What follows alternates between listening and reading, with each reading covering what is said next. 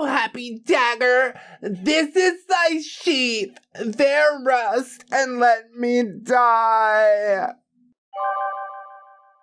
The Ballad of Lily finale. Last impression. Good God. So many series coming to an end. It brings a tear to my eye. Freaking subscribe to ReddX if you want. I haven't offered value yet. If you get a laugh, then hit the button. Well, here we are. At the end. Well, not quite yet, but by the time you've read or watched this, it will have been time. Time's kind of weird that way. Yeah, nothing exists, essentially. The past and the future are always just concepts, essentially. Okay, whatever. We say this is the end prematurely, not having reached that point yet, but where does a story really end?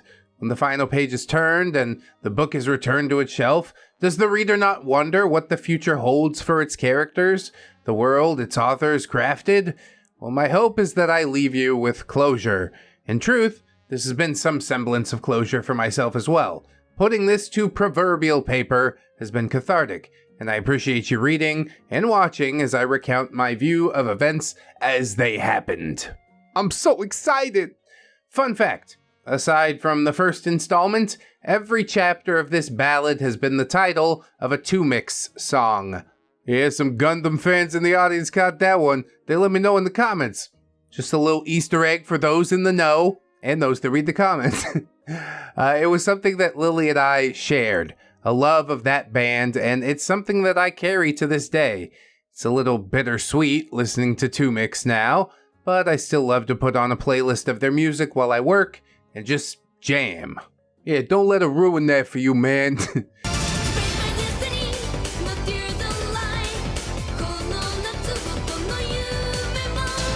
Regardless, yes, we must move on, and move we shall. Disclaimer, beards are gross and crass, and they do gross, crass things. I do gross, crass things. I being the narrator and also OP. I am a beard at this point in my life, and while it's tough to point a critical eye at yourself, I shall. If this makes you uncomfortable, please check out. I still am a beard in a lot of ways, and yeah, there's probably some things that my critical eye is not seeing on purpose. But all we can really do, Luca, is be the best people that we can, alright? Try harder, a little bit harder every day, and that's how you win. The cast list, we got OP, that's Luca. Lily, if you're this far along, you know who she is. Dan is a co-worker at my new job and fair weather friend. A portly fella with a passion for Lego and Pokemon and other nerdery. Dedicated father and husband, good all-around fella. Tyler, co-worker at another job I worked at, addicted to pretty much every substance, and spent 99% of his off-work time absolutely blitzed. Why just the off-work time? Seems like you're wasting a lot of time at work, not being high, Tyler. Tyler. You gotta drink this monster, Tyler, so you can grow big and strong and punch holes in the drywall. Oh, yeah! What's happening? Tyler just kind of sent me. He was kind and level-headed when he was sober, however. So with all this out of the way, let's get into the final installment of the Ballad of Lily. This episode, Last Impression. As with several of these chapters, we spend a decent amount of time in my headspace. Dialogue is limited, be forewarned. I can do it in the Neckbeard voice. Just your whole inner monologue in the Neckbeard voice. Would you like that, huh? I bet you would. Last time we were here, I was full into neckbeardery. I was jobless, living on unemployment, drinking nearly every night, not paying attention to my hygiene. I was smelly. My room was quickly turning into a beard nest. I was full into that dark void, and there was almost no escaping. I had checked out of reality. It's overrated, honestly. And truthfully, at the time, it was better than life with Lily. She would scream at me, this time for reasons that, looking back, yeah, they were completely justified. I was unclean, I was a drunk, I was barely helping around the house, and now I was unemployed.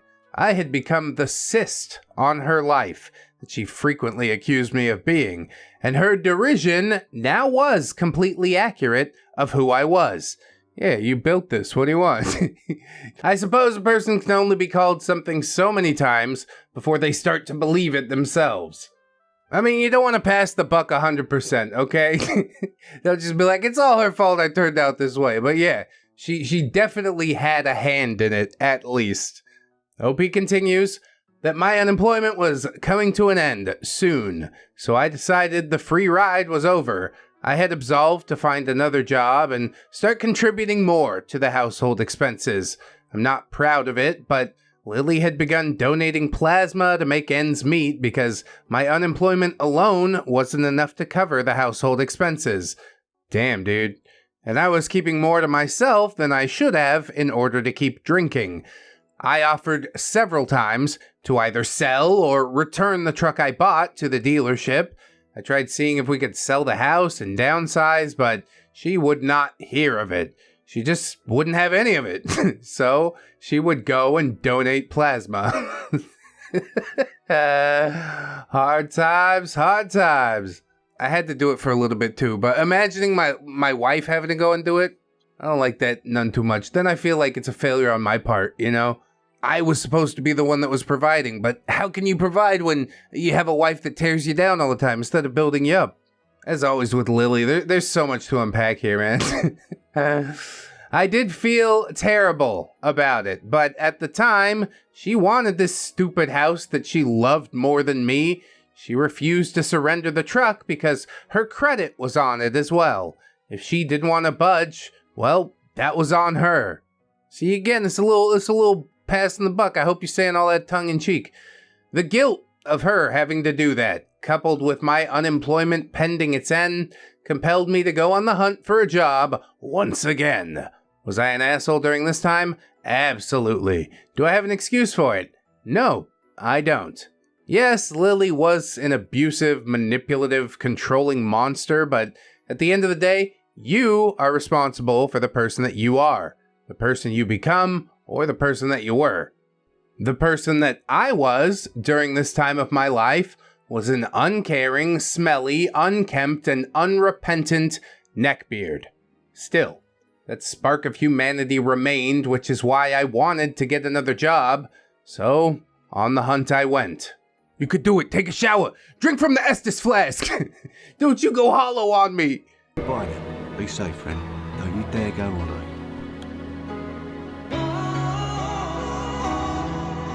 After some time looking, which I won't bother boring you with, I landed a job as a dispatcher for Coca-Cola, rerouting texts in the same way that I did at Dish Network. There, I made a friend in Dan, who shared a love for weebery and nerdy stuff that we could bond over. Felt good to have a friend who wasn't connected to Lily, to have someone that I could truly confide in. Yeah, what a revelation. I mean, this whole thing was way too intertwined. It was destined for failure from the beginning. I just didn't know how bad it really got down the road. I guess I still don't. Anyways, with steady paychecks coming in again, although admittedly not as good as Dish Network's money, I began to be able to contribute more to household costs.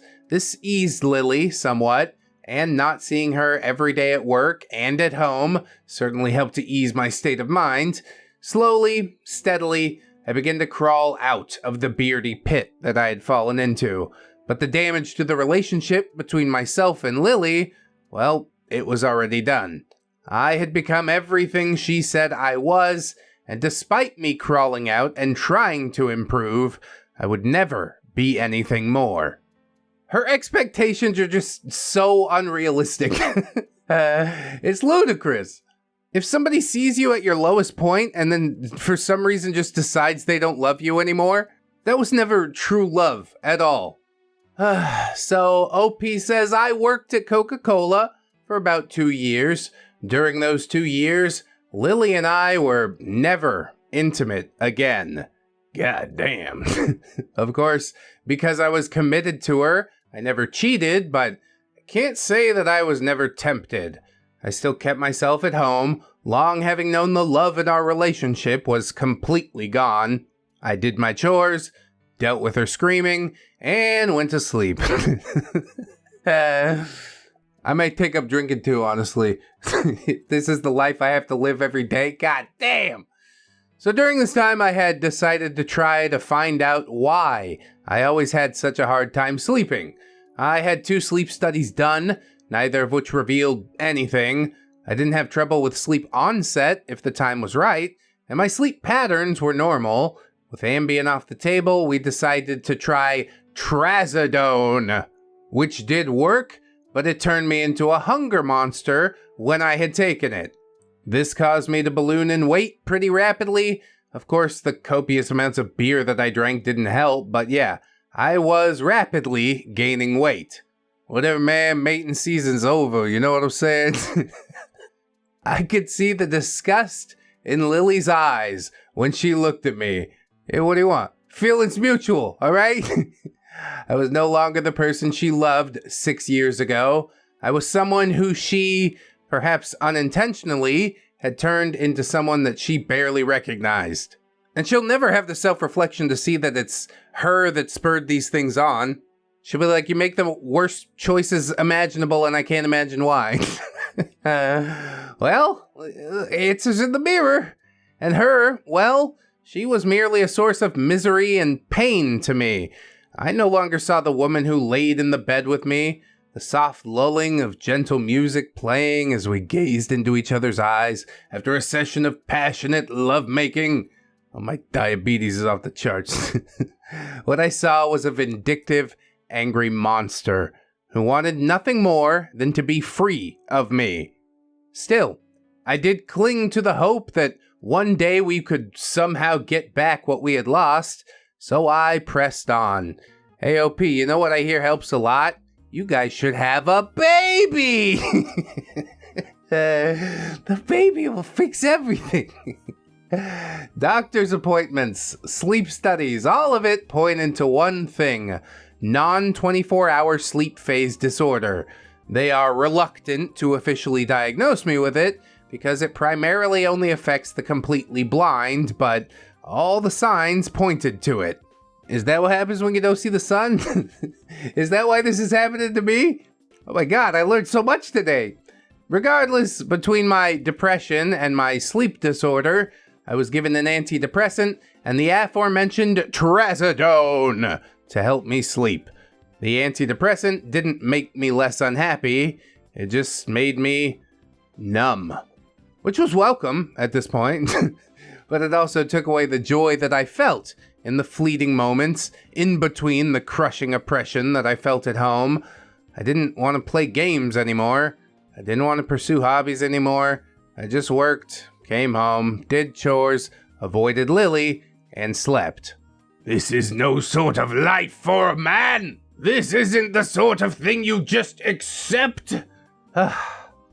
So eventually, the hammer came down at Dish Network, and it was announced that everyone who still worked there had a month to find another job. Oh, shoes on the other foot, look at your feet now. Lily had, of course, already planned for this, and had a new job lined up within 2 weeks in the same field of logistics. Shoes not on the other foot. Oh, you toity bitch. Again, not quite as much money, but between the two of us, we managed to make ends meet, but only just. It's time to sell some plasma. And come. All my fluids, do you want to buy them?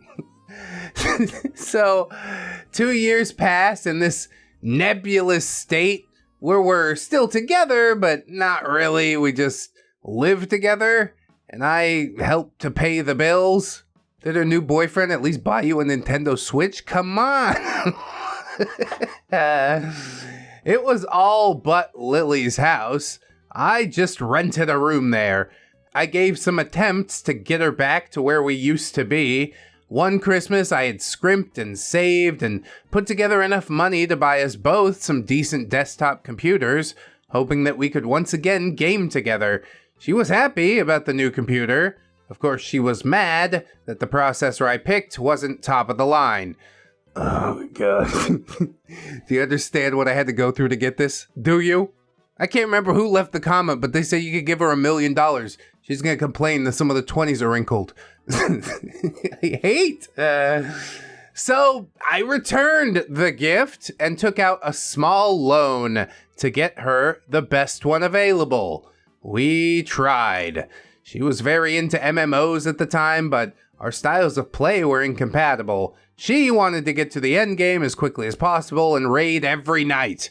I just wanted to have fun, level at my own pace, and stop to smell the proverbial roses every now and then.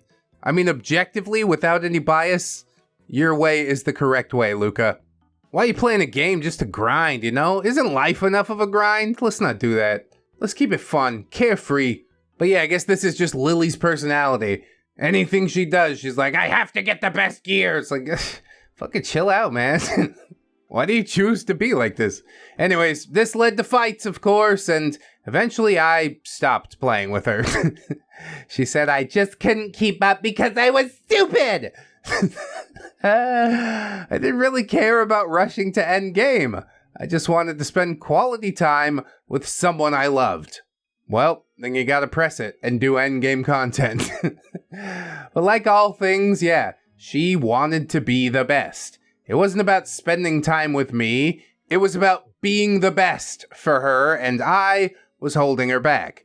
I also didn't give much of a damn at work, mainly working to give Lily her paycheck, so my performance was mediocre, and I called out whenever I felt like not going to work. Yeah, boy. I suppose my antidepressants played a part in this. I didn't care much before. The pills just made me care even less. It's sort of like the dude from Office Space, right? It's not that I'm lazy. It's that I just don't care. I didn't care about being happy or sad. I didn't care about my situation at home. I just floated along, listless, like a balloon set free from the hand of a child. Wherever the winds went, there I would go. I would pop eventually, but that's later. Problems for future me. The balloon life does sound relaxing. Some people might be like, oh no, but balloons have no control. Well, guess what? Humans don't have any control either. We're all just floating along. Balloons are just a bit more okay with it. And someday we will all pop, but that's later. Eventually, yeah, I was fired. Oops.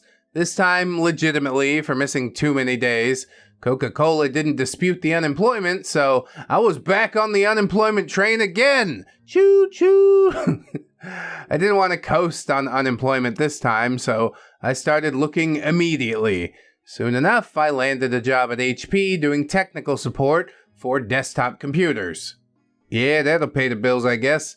This was thanks to about a year of working for Geek Squad at Best Buy while I was with Heidi. I'd always wanted to get into IT, but getting your foot in the door is difficult. But my foot fit firmly in, and I decided that this was a career path that I wanted to stay on. Yeah, lucrative, not too physically difficult. It'll tax the hell out of your mentals, though. Oh, don't I know it. I had loved computers from a young age and had always wanted a career in them. Lily had gently and not so gently pulled me away from this career path, telling me not to punch above my weight class. She really does think you're like super dumb. And maybe at this point you kinda are, I guess. But you just hadn't found the thing that you're passionate about, you know? Duck's gonna think it's stupid if it's judged on its ability to climb a tree, right? OP continues, I don't know if she didn't want me to try and succeed and therefore be on track for something better than what she had, or try and fail and have to pick up all the pieces. I'd applied for positions in IT before, only to be turned down, but HP gave me a shot, and that's where I met Tyler. Oh, that's where I recognize that kid from. He's the dude you're getting a Dell kid after like a decade of methamphetamines. Tyler was an ear for me, listening with patience as I told him of my troubles at home and between calls. He was a good man, at least at work. I would come to know him outside of work, where he was like crazy Matt, throwback, whoa! But, you know, on Spice, instead of X. Well, I guess that's marginally better. The time at HP was when I finally had a moment that decided my fate. One night, one of Lily's friends was over. She started screaming at me for something because she had all but given up keeping her mask on around her friends since I'd become the person that she told everyone that I was. To them, she was justified in her anger, and perhaps even in that moment she was. I don't even remember what the screaming was about, but I was holding a glass in my hand, and having finally had enough of it, despite the antidepressants, I threw the glass against the wall and shattered it. Is Daddy going to hit Mommy?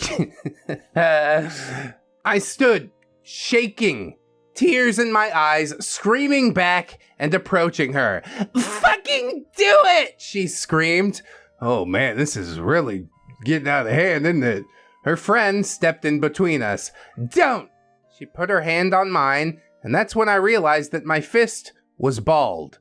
I would never, ever, in 100,000 years, strike someone that I love in anger. I wasn't even drunk that night. I had just had enough. I mean, you know what they say about never. I bet a few minutes ago we would have said that we would have never thrown a glass against the wall and shattered it. OP continues. Lily's friend pointing out that my fist was balled up was it. I knew if I stayed one night, I would do something that I would regret for the rest of my life. Either to myself or to her. Yeah, you're holding on to nothing here. Holding on to memories, essentially. So, that night, I decided that it was time to leave. The screaming, the sexless life, the lack of love, the derision, the demeaning, the gaslighting, everything. I could handle it all, but I balled my fist in anger because of a loved one. So, yeah, it was time to go. I mean, even the throwing of the glass is not a good sign. Lack of respect in this relationship. From both sides, of course. So I'm proud of you, OP, for walking away and recognizing what all that means. So I spoke with Tyler, and he said that he was looking for a roomie. We picked a spot, signed a lease, and I broke the news to Lily. Yeah, Lily, I'm moving into a drug den with my coworker. Still a better option, I think. Again, this memory is hazy, mainly because most of it is blocked due to trauma, but also because remembering things like this is hard in general, so I'll try to summarize what went down to the best of my ability. I came downstairs while Lily and I were alone. Lily, there's no way to sugarcoat this. I'm leaving you. Oh, so after everything you promised me before I moved to be with you, you're finally leaving. Again. I figured. She said this as if she was expecting it, which, to be fair, considering our lives, both of us probably were. It's not about keeping promises, Lily. You and I both know that we're not who we thought the other person was. I've become someone that I hate because of you, and you, well, you're going to be you. And I can't change that. I almost hit you, Lily. I can't do that. Not to you, not to me. I love you deeply, and I don't think you'll ever fully understand how much I've loved and still love you.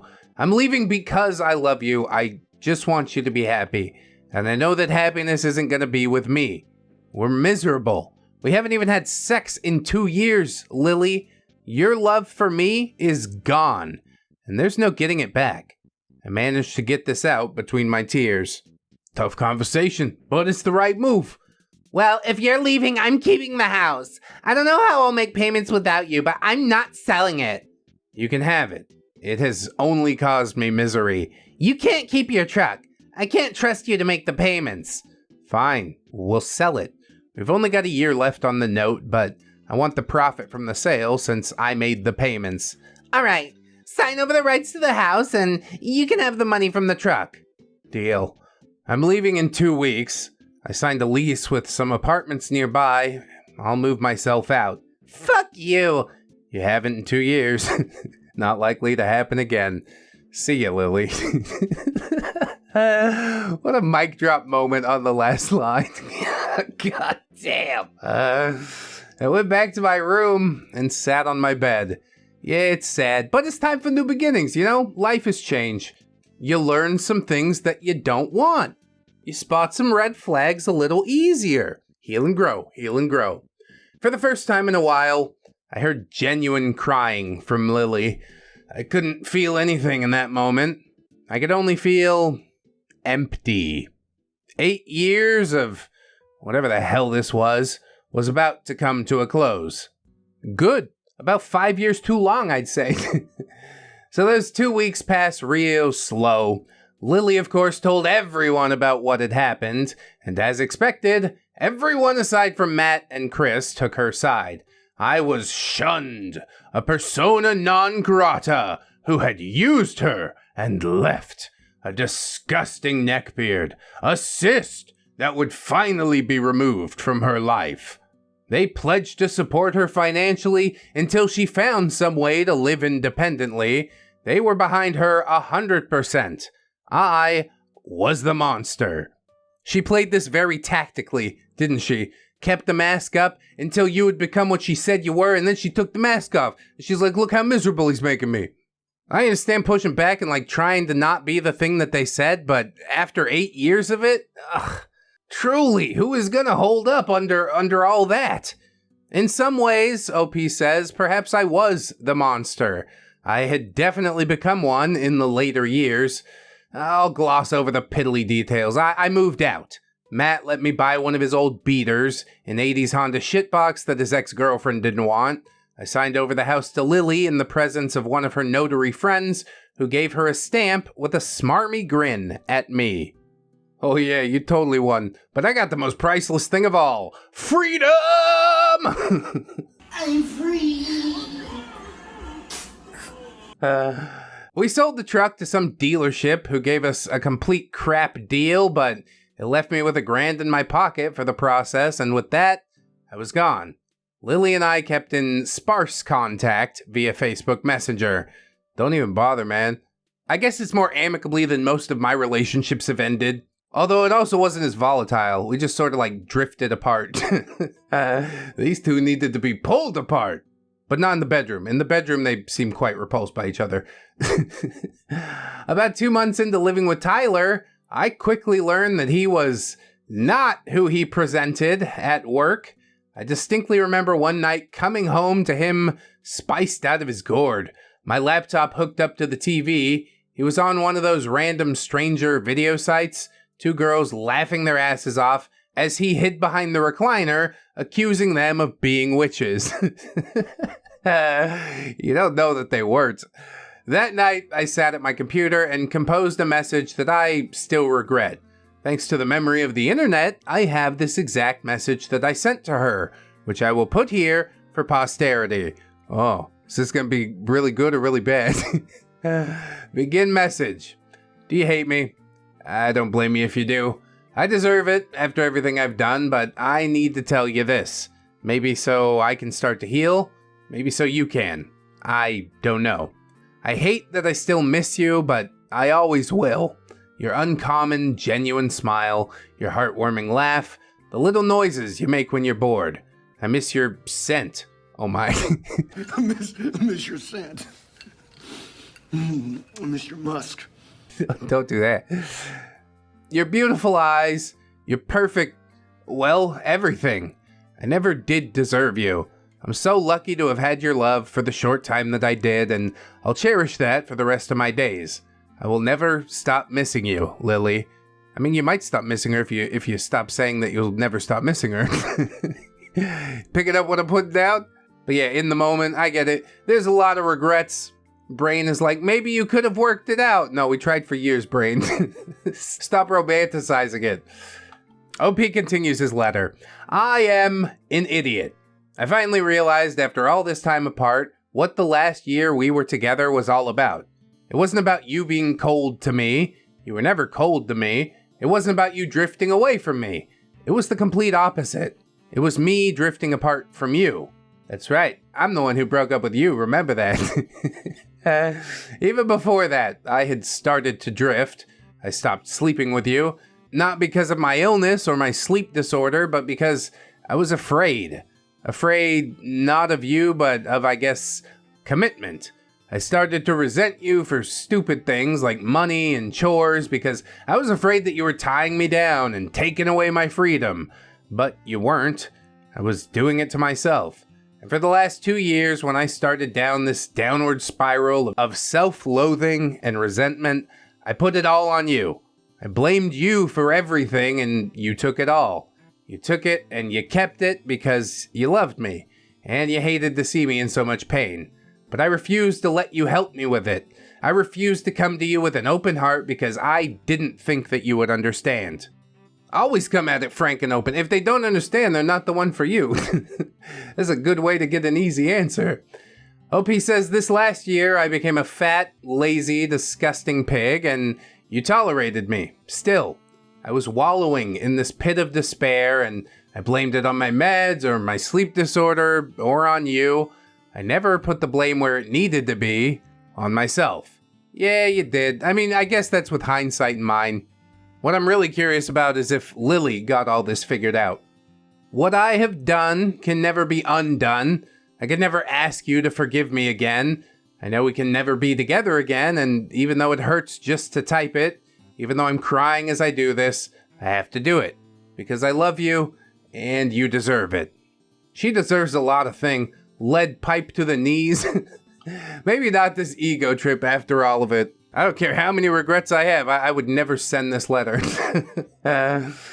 So, I'm sorry. I never realized that it wasn't you who was cold and mean and bitchy. It was me. And I put it all on you, and you accepted it, and you waited for me. Waited for me to become the me that you fell in love with. The me that worked tirelessly just to see that wonderful smile on your face. Instead, I'd become a man that you didn't recognize. A resentful, angry, hurtful man who was petty and vindictive because I was too afraid to be tied down, to lose my freedom to marriage and a house. I was too afraid to let go of my stupid, childish ways of spending frivolously and living that ghetto fab style that, yeah, you were so right about. I was a spoiled child. In the face of the strongest adult woman that I've ever had the privilege of sharing my life with, and I squandered it because I was hanging on to my stupid youth.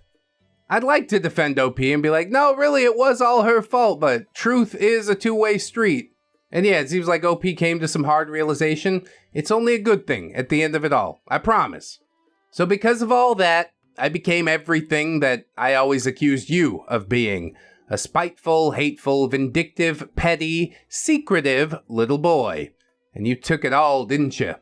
You took it all because you still hoped that I would come to realize that everything I was projecting onto you was really only a reflection of myself.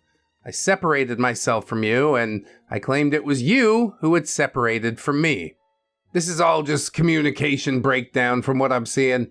Have the hard conversation, okay? You won't regret it. It's only after these months of solitude that I have come to realize these things for myself. You stopped being intimate with me because I wasn't me anymore. I was this strange man that had come to inhabit the body of the person that you loved so deeply.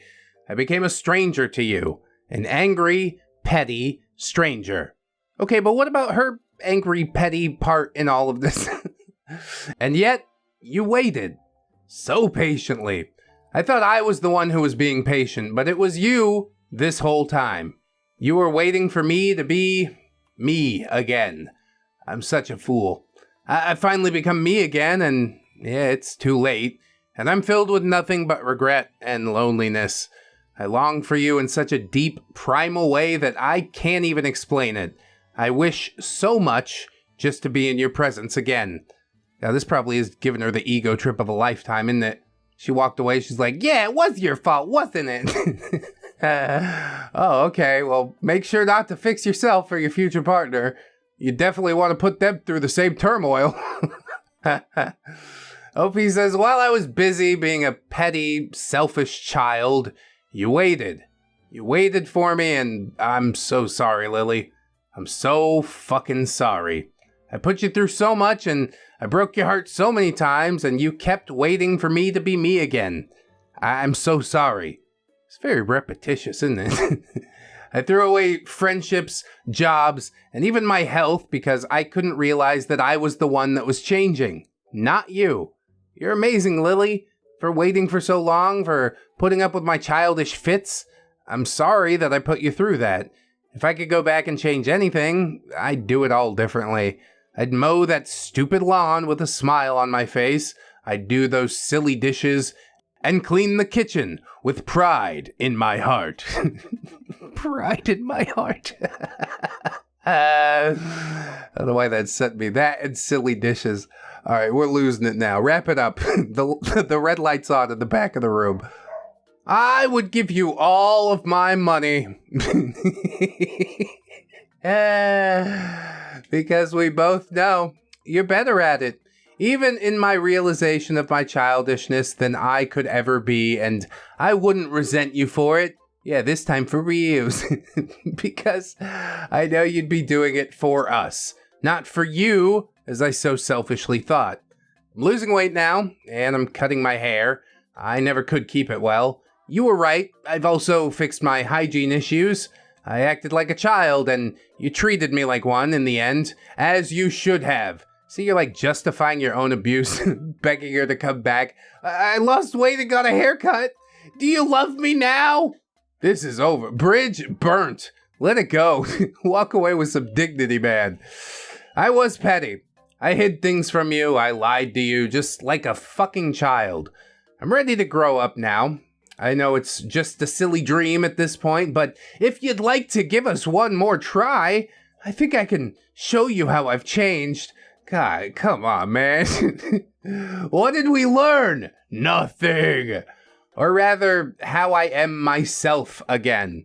I won't ask to move back in, but maybe, just maybe, I can see you sometime and just talk. Hell, if you could help me clean up that horrible mess I made of the upstairs, if we could start there, that would mean the world to me. Nah, bro. Pack it in, son. We don't need to do any of this. Of course, if you refuse, I will accept that. I can't expect you to still want anything to do with me after all that I've done to you, after how long I've made you wait for me to be myself again.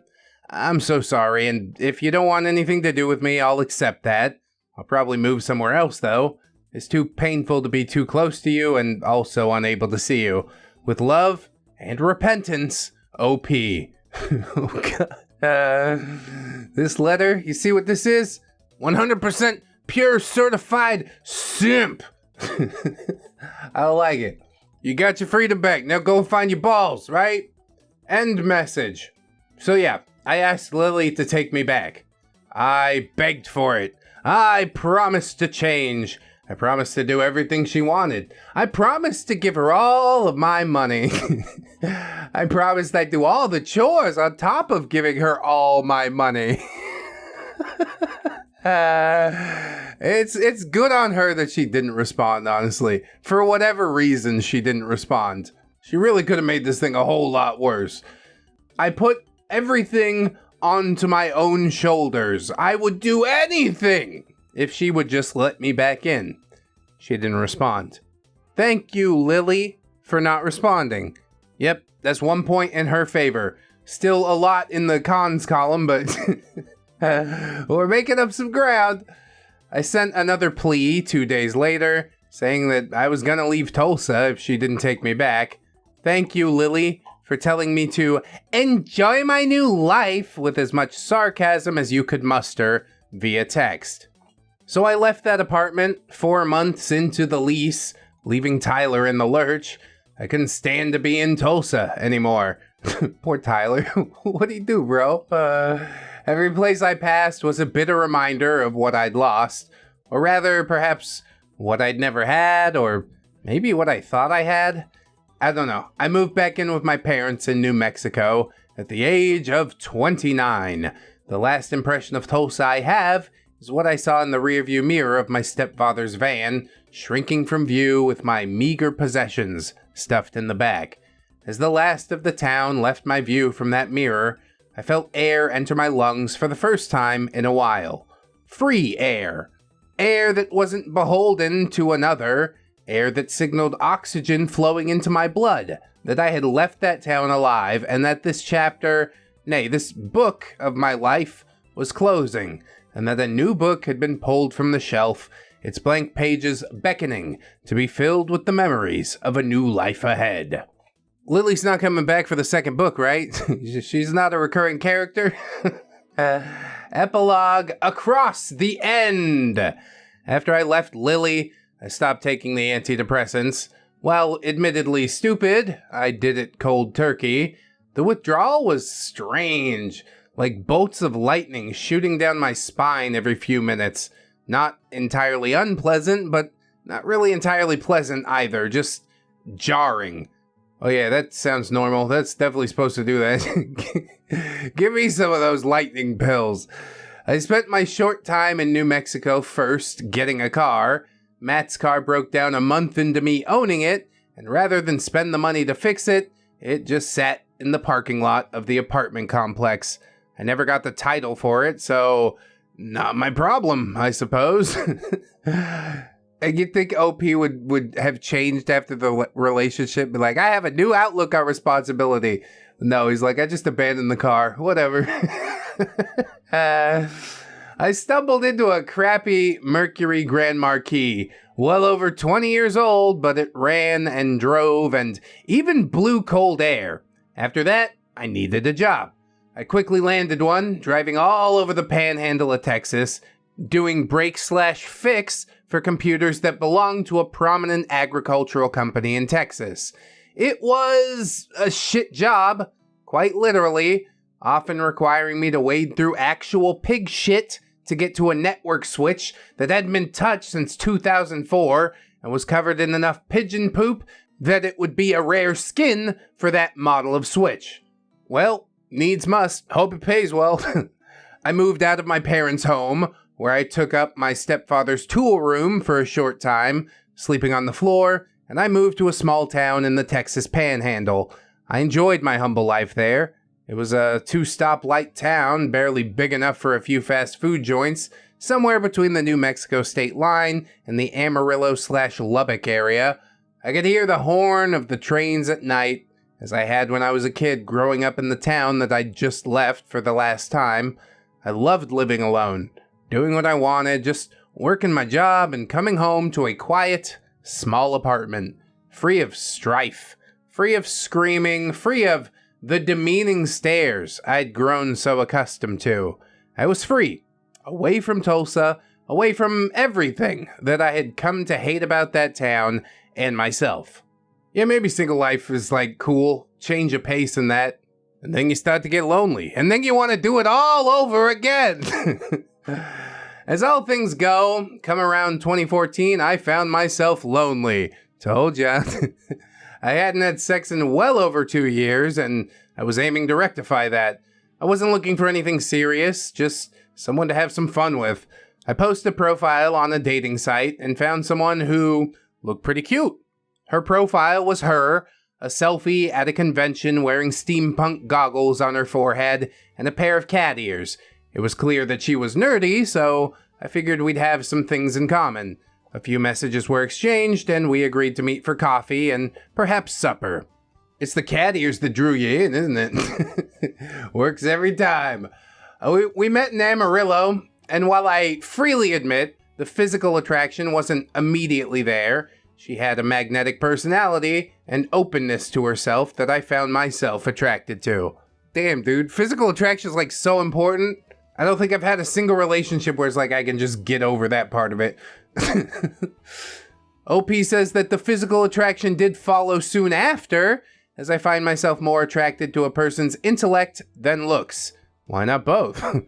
We had coffee, and then we went to a Tex-Mex restaurant where she proceeded to absolutely destroy a plate of fajitas. Just no regard for silverware or decorum. She just caveman that shit. And I respect that. She would eventually become my wife. I'd move to where she lived. Her friend would help me get a job in IT healthcare there in that town. We dated for 6 years. Myself afraid of the commitment to another, thanks to the lasting trauma Lily left me with. But after almost having died of the coof in 2020, I realized that my life was good. It was better than good. It was the best. I mean, top 3 out of the lives that I've lived, that's for sure. My wife now respected me. She respected my boundaries. She agreed early on that we'd split everything 50-50, despite her making significantly more than I do, and we hold that up to this day. I'm still not super great with finances, so yeah, she takes care of the bills, but we split everything fairly, and she shows me a breakdown of the month's finances. She's honest, she's kind, and if you were to poll everyone who ever knew her, I don't think there would be a single bad thing that anyone could say about her. Man, seems like you're kind of putting her on the pedestal or whatnot. Everybody's got flaws. You don't have to tell me about the flaws, but admit she has flaws. She's wonderful. She's brilliant. She's beautiful. She's patient. She's a walking musical. And most of all, she chose me. She, the absolutely best person in the world. Oh, look at that. Red lights coming on in the back of the room. Gotta wrap this one up. The epitome of what people say they are on Facebook, but don't actually live. Well, she lives that. Is this like all hyperbole right now? Am I being rused? I don't know what's happening. She volunteers. She cares. She's something I could never ever be, but someone that I constantly try to emulate because her way of living is worth emulating. Giving everyone grace, time, love, and friendship. She's my everything. And at the same time allows me to be myself. Am I still messy? Yeah, I got dishes in the sink waiting to be done. And my wife has leftovers from an ice cream social / book club that we hosted last night. We're imperfect, but together we're perfect. Aw, see? It's a much healthier way of looking at the whole thing, right? And Lori, I'm speaking to you directly now. You said you didn't want to read or listen to this ballad, and I can respect that. Nobody really wants to hear about the woman or man that came before you, especially in such excruciating detail, but if you happen to, know that you made me better than the sum of my parts. You took what was a broken shell of a man and pieced me back together with your love and your patience. God, it does sound like Mrs., doesn't it? I was not fully human when I met her, and she loved me into something resembling a man. Some wounds on the heart never heal, but after finding every broken piece, my craft-loving wife, like a puzzle, you put it back together. And what wouldn't come together on its own, well, you taped it up nicely, kissing the pain away, where the scars gouged into my heart are now just scrapes on my knee, dismissed with a kiss from the person who loves me. The person who chose me. I am happy that I chose you too, and though this new book that we're writing may not be the fare that Red usually reads, I promise one day to commit that to the written word so that the Ballad of Lori might be told. It doesn't need to be read by anyone but you. That'll be enough for me because I'm enough for you. And that's enough. I love you, Lori. To the moon and back. Well, it started saccharine, it ended really saccharine, but there was some good cringe there in the middle. I'm surprised that broken glass was the only explosion that we had in this relationship. I thought it was really boiling up to something terrible, but I'm glad that it didn't. If you would like to listen to some more bad date content, not as extended as the Ballad of Lily, we do have this Dating Hell playlist, yes. Click it, peruse around, you might find something you like. Always remember, friends, that you are loved, you are worthy, you definitely deserve it, and I shall see you in the next one. Until then, bye-bye. It's only worth it if you work for it. I won't stop till they hear me now. I won't stop till I wear the crown.